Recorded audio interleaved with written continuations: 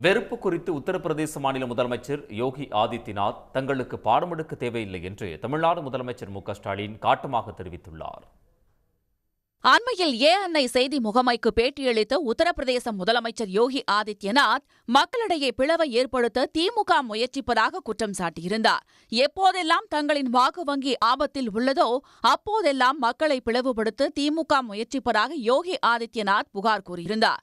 இதற்கு எக்ஸ் வலைதள பதிவு மூலம் தக்க பதிலடி கொடுத்துள்ள முதலமைச்சர் மு.க.ஸ்டாலின் வெறுப்பு குறித்து யோகி ஆதித்யநாத் எங்களுக்கு பாடம் எடுப்பதா என்று கேள்வி எழுப்பியுள்ளார். யோகியின் பேச்சு ஒரு இருண்ட நகைச்சுவை என்றும் அவர் விமர்சித்துள்ளார். இருமொழிக் கொள்கை, நியாயமான தொகுதி மறுசீரமைப்பு மீதான தமிழ்நாட்டின் நேர்மையான மற்றும் உறுதியான குரல் தற்போது தேசிய அளவில் எதிரொலிப்பதால் பாஜக நிலைகுலைந்து விட்டது என்று முதலமைச்சர் மு.க.ஸ்டாலின் குறிப்பிட்டுள்ளார். பாஜக தலைவர்களின் நேர்காணல்களை கவனித்தால் இது புலனாகும் என்றும் அவர் தெரிவித்துள்ளார். தாங்கள் எந்த மொழியையும் எதிர்க்கவில்லை என்றும் திணிப்பையும் மேலாதிக்கவாதத்தையுமே எதிர்ப்பதாகவும் முதலமைச்சர் மு.க.ஸ்டாலின் விளக்கம் அளித்துள்ளார். தங்களின் எதிர்ப்பு வாக்கு வங்கி அரசியலுக்கான வன்முறை அல்ல என்று கூறியுள்ள மு.க.ஸ்டாலின் இது கண்ணியம் மற்றும் நீதிக்கான போர் என்றும் விளக்கம் அளித்துள்ளார்.